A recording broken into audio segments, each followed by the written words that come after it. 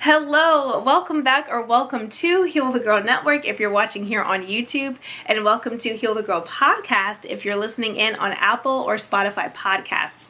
I'm Kiana, and this is a safe space for us to share our stories and learn from one another. And today, you're in for a real treat. We're talking to the creator and the owner of Alodia Hair Care. Dr. Isfahan is here. She's a trichologist and the innovator of the all-natural hair care line, Alodia. Her mission is to help women learn, love, and grow their hair by creating quality products with some of the best ingredients that promote optimum hair health. She's passionate about her brand and tackles hair issues by starting with the scalp. With so many brands catering to textured and natural hair, her products stand out. But why, you might ask? We're taking a closer look at Alodia Hair Care today. Let's talk to Dr. Isfahan. Dr. Isfahan, welcome to Heal the Girl. Thank you so much for joining us today. I'm so excited to talk to you. Yes, for sure. I'm excited as well. I am so inspired by your hairline. I love the products. I'm so grateful that you're taking the time to talk to us today. You're going to enlighten us about hair care and your product line. So before we get started with that, we want to get to know you, and we're going to take a fun little walk in your shoes. This is your opportunity to show us a pair of shoes that have significance to your story, perhaps maybe a pivotal moment in your life, or just a pair of shoes that you love. And we love shoes here at Heal the Girl. So Dr. Isfahan, show us your shoes, girl.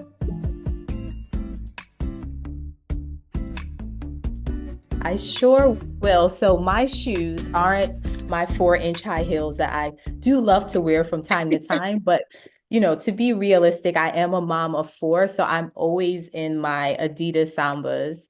And it just signifies being a mompreneur, working really hard on the go and needing a pair of something comfortable so that I can navigate the various spaces in my life. So yes. I love those shoes. Oh, and I love them for you because I can only imagine how busy you are with 4 children and a business and a husband. So yes, for sure. Well, thank you for sharing. There's just so much to get to know about you. This hair world is saturated. There's so many companies, so many brands.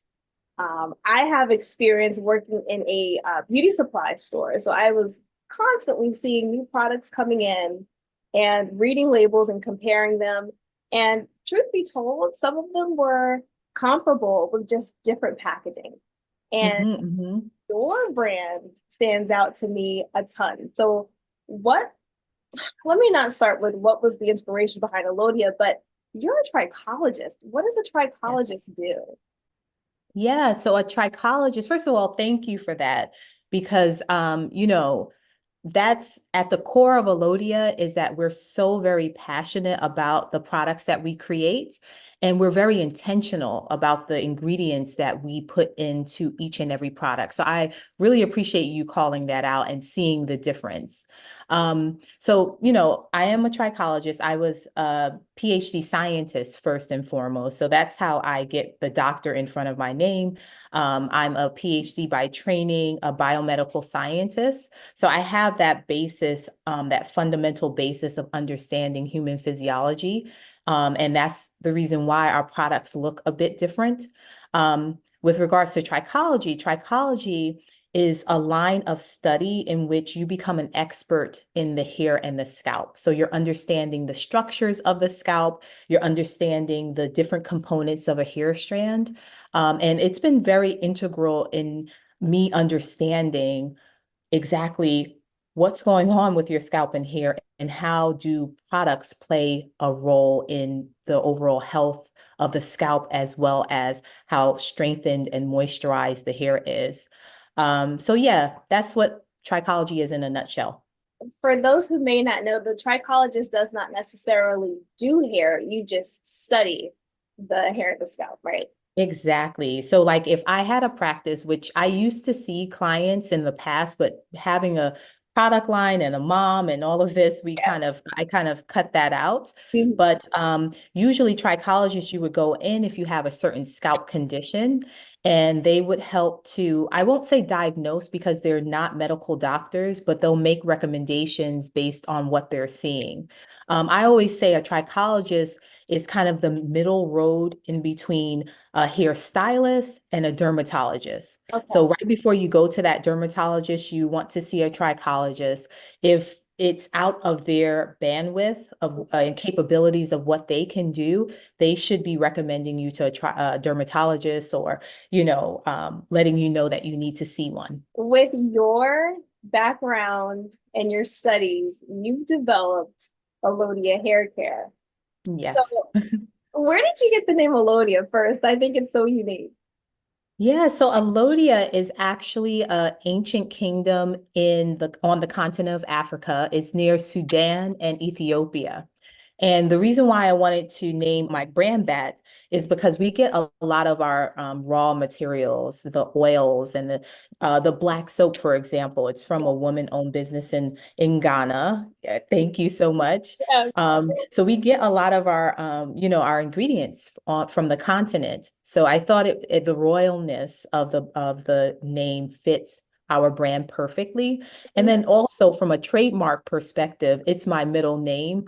So, it's unique enough to be trademarkable because you Yes, don't want to be sued or anything like that. So, that is so cool. That is amazing. So, I mean, you're in connection with, you said Africa, right?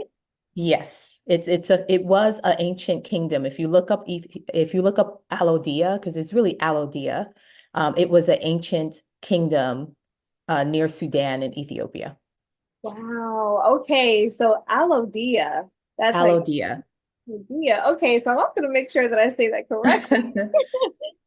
Wow. Well, thank you for sharing that. So you're working hard, and what is the heart behind this brand? I believe I saw on your website that you were transitioning, or that it came from a personal Yeah, desire, right? Tell us it about. did. Yeah, so I would say Elodia's story, it began back in like 2012.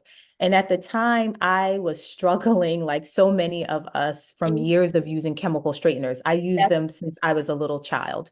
Mhm. So, my scalp was incredibly itchy. My hair was so thin, barely reaching my shoulders. And right around that time, I started my career. I just graduated from medical school, Morehouse School of Medicine, and I started my career at Vanderbilt in Nashville, working on a clinical study that looked at a disease that disproportionately affects Black American women. It's called sarcoidosis. It's an autoimmune disease, kind of like lupus. Mhm. And the most troubling thing about the disease is that no one knows what causes it. So, while I was seeing the women enrolling in the trial, I saw myself reflected in them. We were around the same age. We had the same chemically straight hair. Mhm. We probably used the same products. So this is like a aha moment for me because I'm like, they have this debilitating disease. No one knows what causes it. We're using these kind of toxic products that are filled with ingredients that are endocrine disrupting, cancer causing. What if the ingredients in our products could be aiding in the pathogenesis of this autoimmune disease? It was like an aha moment because I'm like, they're so young. Like, why do they have this horrible disease?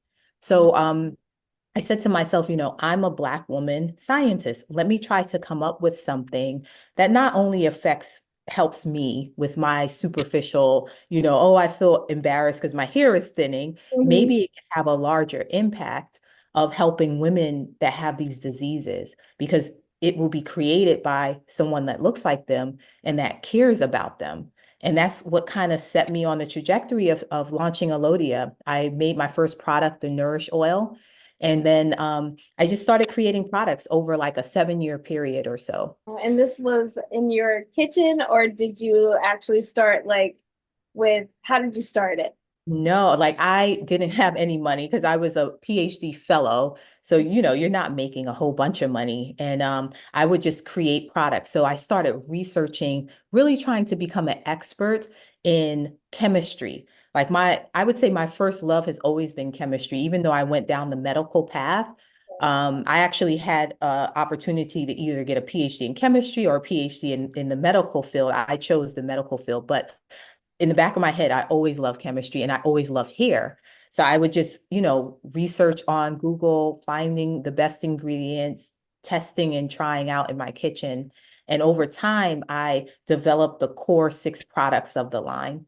When we launched, though, I realized it couldn't be just me in the kitchen making these products because Mhm. one bottle would have like 6 ounces, the next bottle would have 9 ounces. It Yeah, was not like, so I yeah. was like, this doesn't look official. I have to go to a contract manufacturer. So I took my formulations to a contract manufacturer to fill for me. But yeah, initially it was just me in my kitchen. Oh my goodness. So as an entrepreneur, and like you said, starting out and the struggle, like not having the finances to do it, how did you do it? Because were you working another job at the time? I was. So, you know, this was circa, I would say 20, when was this? Like 2015, 16. I'm still making product. I had my twins at the time, so they were like one. I was working as I transitioned from Vanderbilt. I was working in here in Maryland at the National Institutes of Health as a presidential fellow. It's like, so I would, it was a very stressful time. I would wake up at like 5 in the morning, have like 12-hour days, come home, try to formulate, play with my kids, cook dinner, exercise, and it took a toll on my health actually. So, just trying to get that money up. Fortunately for me too, I have a very supportive husband. So we were putting money into a savings account to help me with getting this line up. And I actually thought in fall of 2015, I was having a heart attack. Like I collapsed and felt like I was having a heart attack. And it was all due to stress. So I always tell this story to other women because we're always trying to do everything and putting our health on the back burner. And I knew I wasn't feeling well. But it started affecting my heart. Like I had a form of tachycardia because of it.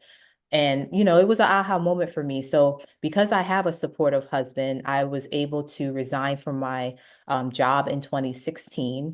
And then I fully kind of dedicated myself to coming out with the line. We had enough savings there, but it's truly a sacrifice. And what I always say with entrepreneurs, if you are really, really passionate about what you're doing and you have this desire, like you have to be 1,000% in. It can't be like, oh, I don't, I want to do this, but I'm not going to invest the money because no one's going to invest the money unless they see how much you've invested first. So yeah, so that's my little story of launching Alodia. I'm so sorry that happened, but I'm thankful for the outcome of it, which is you learning about your health and taking that rest. Yes, for sure, for sure. It Mm, it had to happen. Oftentimes feel like it's a journey that we're all on. And yeah. it was just a kind of a smack in the face to show me like you need to calm down. Yeah, absolutely. And I'm kind of, that's great advice that you gave us too as entrepreneurs. Like you said, you got to be 1,000% in. And I'm encouraged by what you said because look at you, look at your success, and your sacrifice is paying off. So. Oh, thank you. Dr. Isfahan, I was browsing your website and I saw that you have a list of ingredients that are not in your products. And those ingredients are silicone, no petroleum, no mineral oils. There was another one that really stood out to me. I don't recall at this moment. But Dilates. yes, yes. What are the side effects or the downsides of those ingredients? Yeah, I would say they fall into, I would say, two distinct categories if I'm thinking off the top of my head. So some of the reasons why we don't have those ingredients, such as like silicone, and we have silicone, but water-based silicone within our heat style cream. And I can talk about that in a second. But silicone, petroleum, mineral oil, things of that nature is because they're moisture blocking. And of course, our hair is extremely dry hair type. So when you use those types of ingredients, you might initially feel that it feels good because they're oily. So, oil can give you the appearance of having like a sheen, but then over time, it can block moisture from getting through. So that's reason why we don't have that set of ingredients. And then the others is because they're endocrine disrupting, meaning the system in the body called the endocrine system, and it deals with like your hormones and things of that nature. And you really don't want to use products or even eat foods that can affect your endocrine system because it can cause a whole bunch of myriad of diseases and things of that nature if you're using it for a prolonged period of time. And those types of ingredients are like parabens, phthalates, which are in fragrances. So that's the reason why, we use fragrance, but we use natural phthalate-free fragrance. And we put that on every single one of our products so Mhm. that like, our fragrance doesn't have a lot of those toxic ingredients. So yeah, so that's why we do that. Awesome. That is very good to know. And you're right. I've looked at each of your products and they all say that. Uh, Yes. wow. So what is your lifestyle like then? If this is your hair product line and you look beautiful, by the way, your skin is Oh, thank you. yeah, and your hair is so healthy. You always look like you're glowing. Um, what do you do? Do you eat like a clean diet as well, or like do you stay away from meats or anything specific? Yeah, I always say nothing trumps a whole food, healthy diet and drinking water. Now, of course, we all don't eat the healthiest all the time. Like, Right. I like my chips and I like cookies and things like that. But I feel like it's all right. You do Yeah. too, but it's all in like moderation. So I would say overall, like 75 to 85% of the time, we're eating whole vegetables. I don't eat red meat, or I don't really even eat chicken. I like seafood, like fish, mostly salmon. We'll eat that a couple of times a week, and just a lot of different vegetables. Um, Fruits like berries, we eat like every single day, drinking a whole lot of water. So just always incorporating that. And especially because I'm a mom now, so it's not just me, I'm teaching my sons how to eat correctly because you can have all the money in the world, you can have everything, but if you don't have your health, you have nothing. So just that, to me, that's my most important job, is just passing these fundamentals off to my children. And then they see me and my husband, as examples. So yeah, food is very important. Food and water. It is. It is. And I know that even like when I used your black soap wash, it to me, I felt like my skin looked better. Oh, great. Yeah. Yes, I use it as a soap. I was just looking at a derm talking, and they were like bad mouthing black soap. Now, granted, some black soaps are not necessarily as pure as they should be. So they tend to exacerbate eczema or, seborrheic dermatitis and things like that. But pure black soap from the country of Ghana, where it's like pure, and you mix it with different very nourishing ingredients, it's like the best thing for dermatitis. So it's just interesting how like our westernized medicine will put, you know, a medicated shampoo, for example, ketoconazole or something like that, over a black soap, which does just as good, if not better, because it's more nourishing. So I thought that was very interesting and a little sad, but Mhm. yeah. Well, it is. It is Yeah. because I mean, that is something we don't realize, like the black soap, the benefits of it. And I have to say, some other black soaps that I've used are typically drying. Yours is not. It is Thank not. you. I appreciate that. And yeah, I think it gets a bad rep because there's a lot of like impurities in how it's manufactured. But we know our Ghanaian supplier. Like, she's a black woman and she has other black women that she hires, and they make it from hand by hand. So, we'll eventually get to Ghana and show you her place. But yeah, That is it's amazing. amazing. It Yeah. really is. I am so happy to support your brand and your company. I see that. Thank you. Yes, absolutely. I'm passionate about it. And I very rarely ever use all one line. Wow, that means Yeah, a lot. absolutely. What are some of the successes that you've had? Are there any stories that stood out to you from clients that have used your products? Oh man, it's so fulfilling when you have like this passion, and I know the backstory of creating each and every one of the products and all of the work that goes into just getting this product and offering it to your community. So it's so fulfilling. Like when I hear you say, "Oh my gosh, like this product is amazing," or I've heard plenty of women say, I've struggled with eczema my entire life. I used your products. My eczema is almost gone. I just have to clean up my diet a bit and it'll be like 100% gone. Or like some women will say, my hair was just dry and breaking and now it's like growing. I see little hair spurts coming up where I thought I couldn't grow hair. So, that really, really like I love that because that's the reason why I'm creating this line. That was the core of it all when I was a postdoc fellow working in that sarcoidosis clinical study was that I wanted to create something that number one, women that look like me can trust. And then number two, that actually works, like, Mhm. that actually has efficacy to it. Yeah.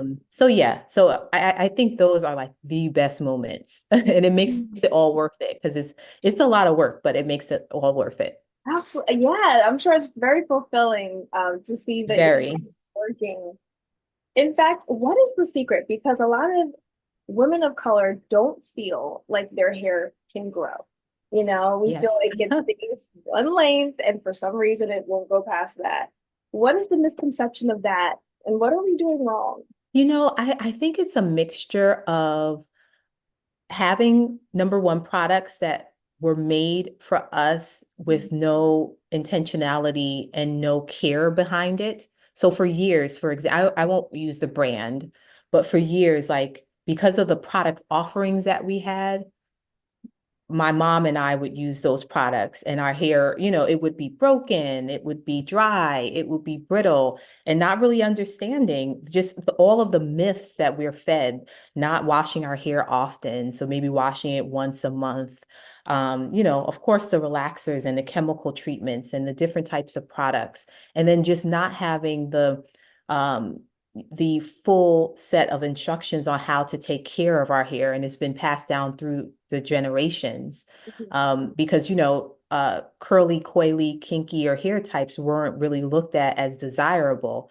So we were always trying to manipulate it so that it didn't look so curly and coily.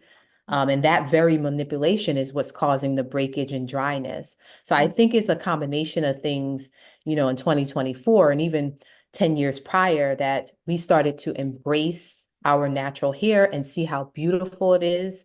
And then we also started to understand like how routine is so important, and trying to understand your hair and be empowered in uh, doing your hair and washing it and cleansing it and understanding what your hair needs. Mhm. So I think it's been a combination of things that has allowed us for our hair to thrive and the reasons why back in the day, our hair was just broken and dry and brittle. It starts with education, really. It It's does. like you're saying, just knowing how our hair works, really, without just trying to manipulate it. And Yep. I'll be honest, Dr. Isfahan, just last week, or maybe the week before that, I was feeling very discouraged with my hair. Hmm. I was just kind of feeling like it's so much work. It's always something I have to do. And so what advice would you give to me? Because I even, this is terrible, but my mind went back to the chemical way Hmm. of thinking. Like, okay, it would just be easier to do that. But of course, I don't want to do that. But what advice would you give? I get that. So I think what you're doing here, which is like your protective styling, Hmm. um, Hmm. use those types of hairstyles for when you don't really feel like dealing with your hair. A lot of times my hair is in two braids going back and I kind of pin them up just to kind of, like you said, we're busy women, so don't really have time to do your hair every single week. Oftentimes you don't want to spend a couple of hours, 3 hours doing your hair. So I think the protective styles are awesome, especially if you are using your own hair or if you're adding hair, but it's done in a loose way and not too tight on those temporal regions where you can get traction alopecia and things like that. So that's what I would say. But I would hope that you wouldn't get too discouraged enough to like put the chemicals back. Because just remember how hard, like at least for me, I'm only one person, but I know of a lot of women as well, where we put those relaxers back in and our scalps and our hair was extremely, extremely damaged. And not to mention, there's a huge class action lawsuit that shows that chemical relaxers are aiding or causing endometrial cancers in Black women. So, just keep that in mind. Very true, very true. And that is part of why it was like, okay, I've come too far. There's no way I'm doing that. But it's definitely something to consider, like you said, the link between the chemicals and the cancers. So we Yes, definitely need to be mindful of that. for sure. Dr. Isfahan, if you were not invested in hair care and the studies of the scalp as a trichologist, what would be your second choice of career? Would be my second. I would be an entrepreneur in some shape, form, or fashion. I love Um, it. I have so many ideas. Like I think, once Alodia is like doing extremely well and selling everywhere, which is what we're working on now, I think I have some other ideas for like baby in the baby area because I think that needs a lot of help with, Mhm. the formulas, which are horrible and just various other like skincare products. And then I love skincare. I love skin. Like I always say, I was just telling my husband this last night. I was Mhm. saying, people say they're a hair care junkie. Like I'm not a hair care junkie. I just use Alodia, but skincare, I'm like, oh my gosh, I use everything. So I love Okay. skincare. And I think, in the future, we might come out with like Alodia skin. I cannot wait. Oh my God. That's wonderful news. Yes, So you kind of gave us a hint as to what's to come with the Alodia product line. What yes. else can we anticipate? Is there anything else that you want to share with us that's to come? We are launching a product specifically for a line, specifically for women that are 40 plus years old. And this is because we get tons of questions from that demographic. They're not really being serviced well. And once you reach like 38, which, I know once you reach like 38 plus, you start to see like signs of aging scalp because of the hormonal shifts that happen to your body. So we're specifically addressing that for that demographic. We also have a couple of scalp care products that are coming out, particularly for women like what you're wearing now, your protective style, Mhm. to help to eat up those microbes that might be, on your scalp while you're wearing your protective style and you can't wash your hair often. Yeah. Um, and then as far as like retailers, I just pitched Walmart last week. So we're trying to get into Walmart, which would be amazing. And we're also trying to get more products into Target and hopefully Sally's. So Wonderful. Yes, because right now your products are in Target and Amazon and your website, Amazon. right? Yes, yes. So we are trying to get our products into more stores. We've intentionally been a bit smaller because we want to build community a bit more, but I think this is time now for us to kind of expand out. Yeah. So, and I forgot to say that we are totally rebranding. So like our packaging is going to look different. It's going to be like a bit more colorful and vivid, but yet clinical. So I'm excited about that. It's been something I've worked on for about a couple of years now. So it's launching in, I would say, end of August, early September. I'll be on the Yes. lookout. Yes. And I love what you just said, even though I know it's as entrepreneurs, everything takes time. You just Yes. said it's years that you've been working on that. For sure. Yes. A lot of years. It takes a lot of work. And especially because we're a smaller team. So we're not like one of the bigger companies that has like, hundreds of workers. So it's just a team of 6 people. And I'm pretty much spearheading all of the things that we do. So yeah, it takes time, but hopefully people appreciate the quality of the products. Mhm. Well, definitely. Hopefully, when more people see this video, they'll be able to go and get it and feel fueled and inspired to try your line. Yes, for sure. Word of mouth is one of the best ways too. It So, is. That's the best way. That's the mhm. best way. Yeah. Dr. Isfahan, just for fun, because we know that you're a busy lady, what do you do for fun? I love going out with like my kids and my husband Mhm. and going on vacation, going to a beach, being outdoors. It's funny how what you love to do changes as like your life changes. Because I can remember being a single woman and it was like, oh, I love going shopping and buying clothes and shoes and things like that. Right. Now it's more so making experiences for my kids. So if we plan like a big beach vacation or even going out to a restaurant that has like beautiful scenery, like that's like one of my favorite things to do. Family time is precious, you know. Yes, for sure. The little ones. How many years have you been married? We are going on 15 years, May 23rd. Happy 15 years. Thank you. Any words Yeah. of advice? Being able to compromise, like I feel like the reason why we work so well is that we're not rigid in our ideals. If he is annoyed at something, I try to see his side of it and say, you know what, I could see why you would be upset. That type of thing. And not being so like holding grudges and things like Mhm. that, I think has been key for us because and we're just friends. Like we've been friends for years. So so yeah. So I think that's key.